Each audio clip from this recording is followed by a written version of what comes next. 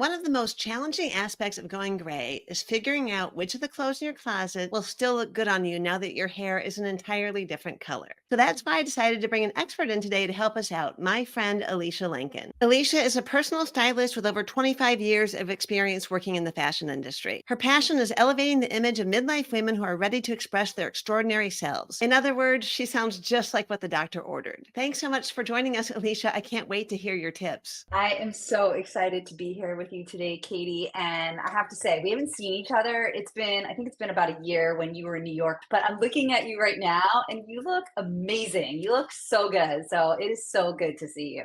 Oh, thank you so much. I tried a little, put a little effort in because it's time to get out of the t-shirts and the leggings I've been wearing since the pandemic. And I'm sure many of my viewers need your expert advice because sometimes we get into a rut and we can't get out of it. Yeah, no, I hear this all the time. You're not alone. I mean, the pandemic did a massive number on so many of us. And it's kind of like when you sit down into one of those deep set couches, it's like you sit down, you get really comfy, and then it's like, gotta get myself out of here. And it feels like it requires so much energy to do that. This is exactly what I specialize in, is helping women get out of their style ruts. So I'm really excited to share my tips and insights today. Let me ask you, so like I said in the intro, one of the number one issues that come up when women go gray is that the clothes that they used to love sometimes don't suit them. Like for me, it was not that bad because I got my colors done in the 80s with my mom at the shopping mall. I think it was color, not color something, color made beautiful. Yeah, that was it. Yeah. And they said I was a winter, like I looked better in sapphire blue, emerald green, ruby red. And a lot of those colors still look good on me. But what's funny is when I was dyeing my hair, like when you dye your hair, it tends to lighten your hair. So when had my dark brunette dye, often would turn a little brassy.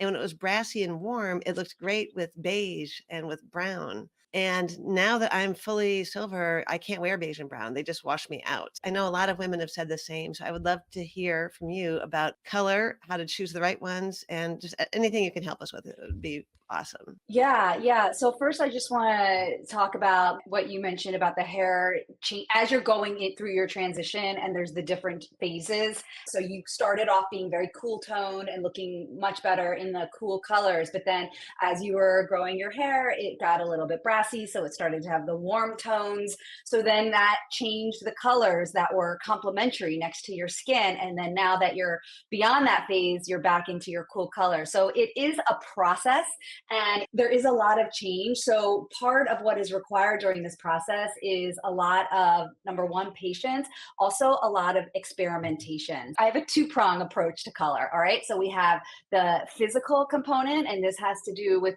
relating to your skin, hair, and eyes. So, this is what we were just talking about with the changing from the cool to the warm. So, that's the first prong of color. And then the other way that I use color with my personal styling clients is the energetic component, because the bottom line is that there are just some colors that energize us. And when we feel energized in our colors, this is how we show up, right? We show up full of life, feeling energized. So, my advice is to get the understanding, what are the colors that complement your skin, hair, and eyes? And like you said, that you were diagnosed or prescribed as a winter based on the Color Me Beautiful series. And so you understand what your colors are. Now, for people who have not gone through that process, they have not had their colors done, then I have a really great trick that can help you start to dial in to what are the colors that are most complementary with my skin, hair, and eyes. And the way that you do this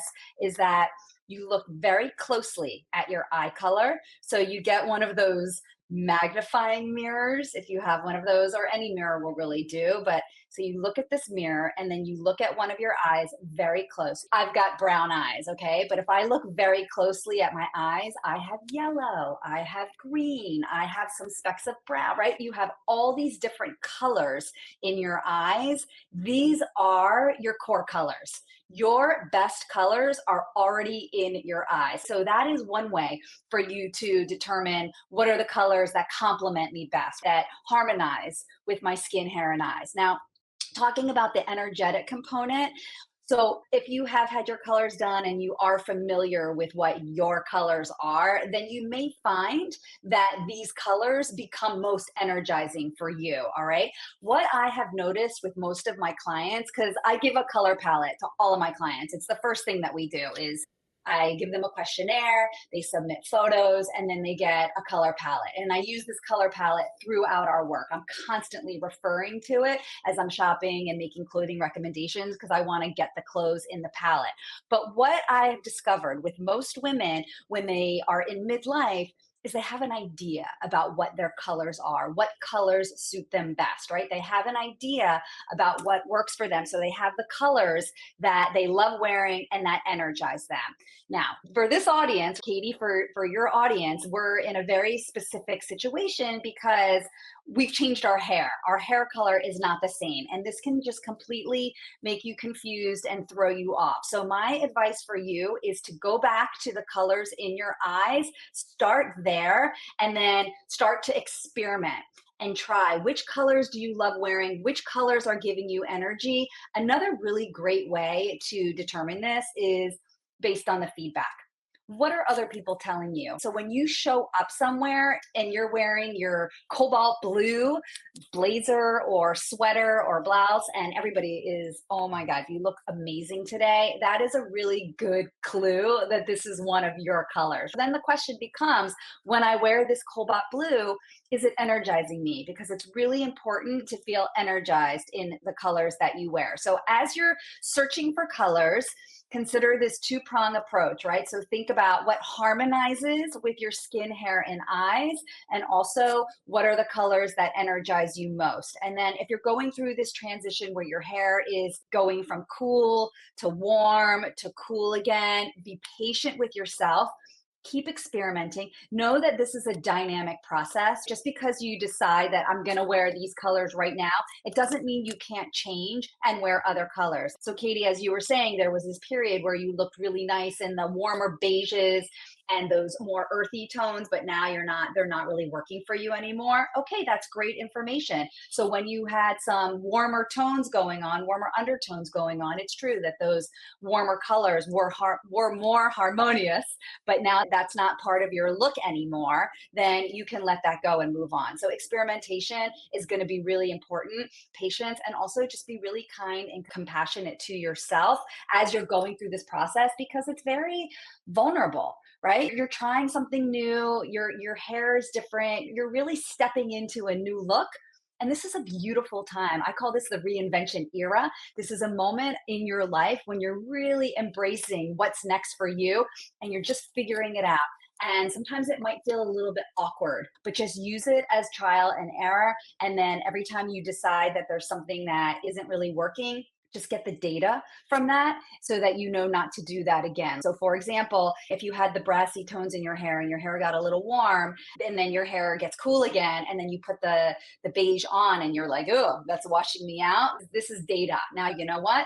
I'm not going to do that beige anymore. So just remember it is a dynamic process and to really be experimental and also kind with yourself. I think that's great. I love your tips on color. One of the things I do with my styling clients is I get them out of black. So many women are just wearing so much black, especially if you're a professional woman, you end up in the navy blazer, the navy suit, the black suit, right? They wear a lot of black. And so once you start to find your way through color and finding colors that energize you and harmonize with your features, it can be very invigorating and a very bold choice, right? People stand out with color, they get noticed more. So it can just be a lot of fun. And it's just one of my favorite ways to help my clients express themselves. I can see that. Color really is amazing. I have a son who's blonde, and when he wore baby blue, it just made him glow. So now let's say that one of our ladies watching this, has picked out her color. She knows it looks good on her. Where should she begin when she wants to go shopping? When you are looking to upgrade your wardrobe, the first place that you need to begin is in your own closet. So, this is a closet shopping experience. That's where you need to begin your shopping excursion is in your own closet. And the reason reinvention is because you really want to understand what you have, what you can continue wearing. So, my favorite place to begin with a style upgrade is with what you have. So, let's get into your wardrobe and let's see what you have. And I don't mean just the things that you've been wearing, I'm talking about getting into the trenches with your wardrobe, digging into the back, pulling it all out, and really starting to look at it all and start to decide, is this something that I want to bring forward? Does this work with my new look? You have colors.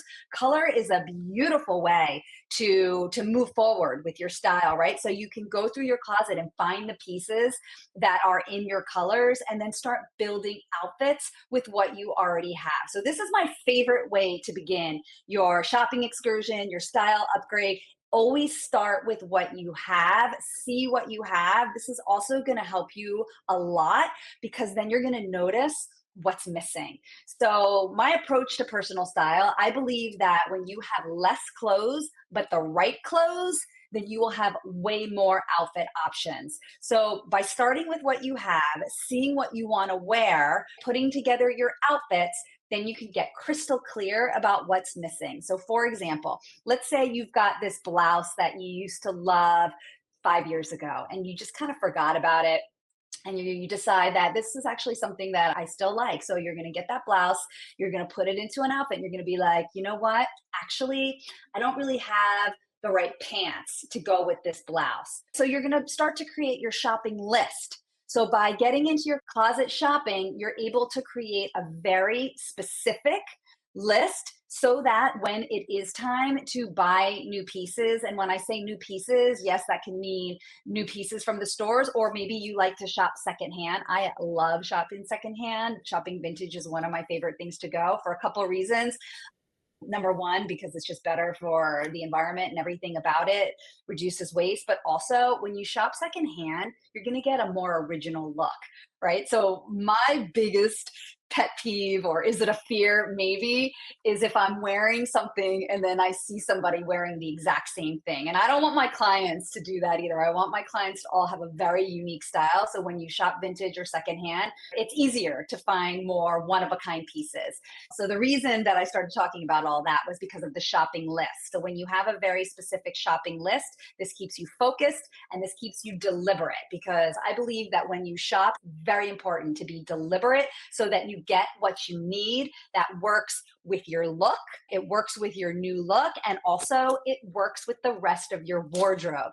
Because when you buy things without starting first in your wardrobe and then having your very specific list, when you buy things that catch your eye, it is fun. It is a dopamine hit for sure.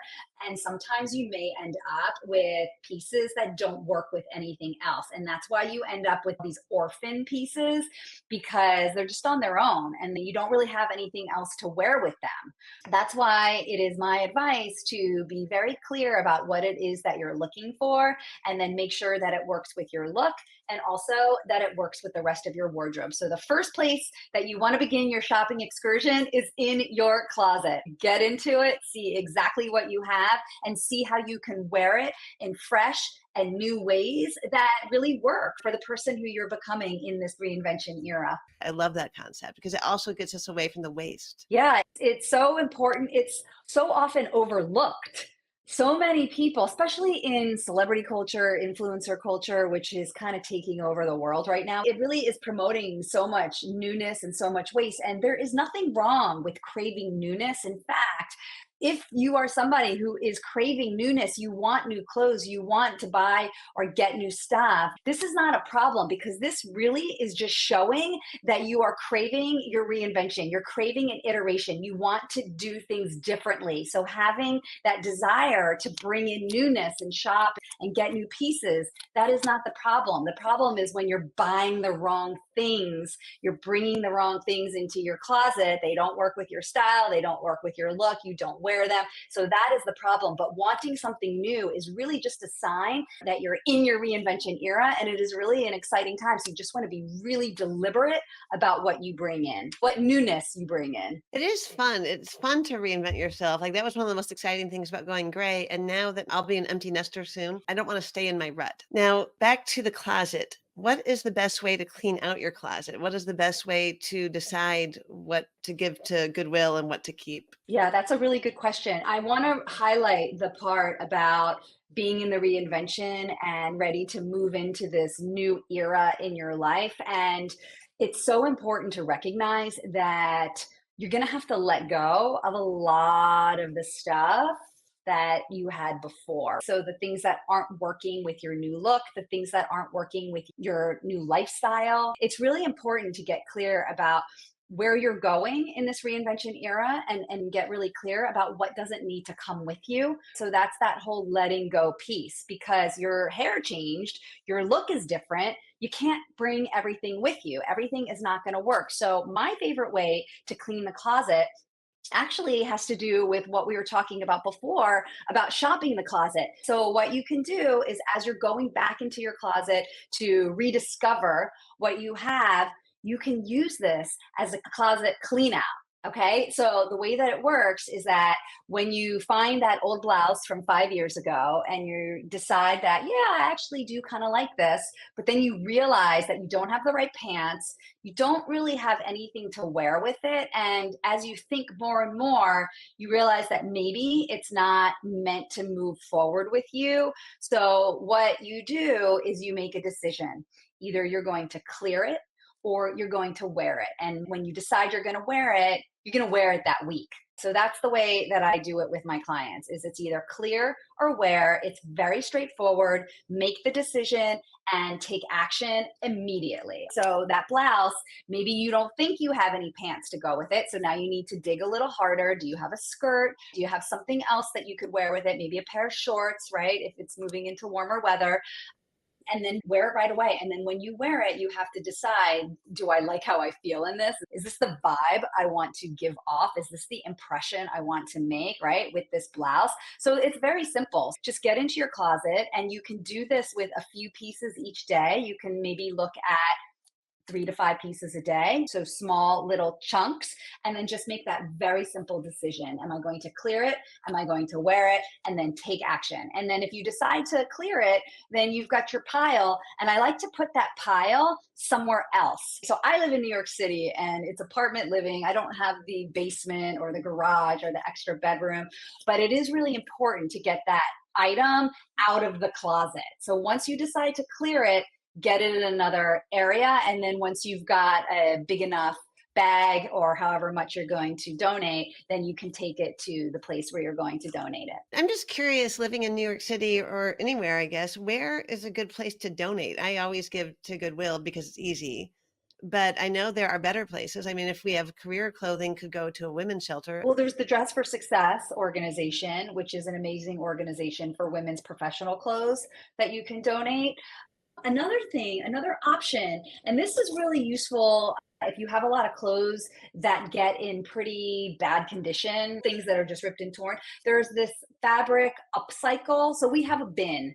It's in my building, it's in the basement, and it is basically taking all of the fabric and it is upcycling that fabric. It is recycling the fabric because when you are donating to a Salvation Army or to a Goodwill, then those clothes need to be in good condition. They need to be in really good condition when you're going to donate them. But so think about the fabric upcycling as another option. And yes, to the women's shelter, you always have to call before you donate because you need to be clear about what they're taking. I know in New York City, they can get very specific because space is an issue here.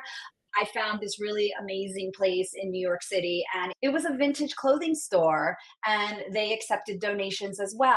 So always ask if you go to a vintage store, ask them if they take donations because you never know. I love that because I hate for things to go to waste, especially some of these clothes are nice and some people might like them. Another idea is to get together with friends and everybody bring a few pieces that they're no longer wearing. And then you turn it into a little festive little gathering where everyone kind of shops each other's stuff. That's really fun too. I did that once. We went to a party and then we had to have a fashion show. So if two women wanted the same piece, they each had to try it on and the other women had to vote on who wore it best. Oh, And that is luckily there were no so hard funny. feelings. It was just fun. Yeah, that's so fun. Now I wanted to ask you, so let's say we've got our colors down, we cleaned out our closet, but we still don't feel like we have our style. So you have a style quiz. I took it myself yesterday and it was actually pretty spot on. I was amazed. So can you tell us a little bit about that? Yeah, the quiz is really fun, and people are always kind of amazed when they get the results. They're like, how'd you do that? Were you reading my mind? So it's a quiz. It's called Find Your It Factor, Dial In on Your Signature, Discover Your On Camera Style. And this is about really showing up in your authentic presentation. And it's really about locking into what is your signature? What are the unique traits that make you you, right? And it has to do with your visual representation, your style. It's very quick, it's free, and it's fun. There's a lot of pictures. So you're basically deciding what you like and getting a lot of insight into what your preferences are. And then at the end, I give you a result that can really get you started on finding your style, right? Now, listen, we're in this phase right now where things are changing, we're reinventing, and this is a process of our natural evolution, right? So you want your personal style, you want your wardrobe, you want it to keep up with where you're going in life. So this quiz is just a beautiful place to get started and to give you some insights into what you love, how you want to express yourself, how you want to show up, because I follow up with some emails that really give you some ideas about the way you can put this into action. So yeah, the quiz is really fun. And if you do take the quiz, then please message me on Instagram. I love to hear what your results are because I think it's really fun to share the results. It is fun. I will put a link to your quiz and to your website and Instagram in the video description box below. And I'm so happy you could be with us here today. It was wonderful seeing you again. And thanks for all of your advice. It was so great to see you again, Katie, too. Thank you for having me.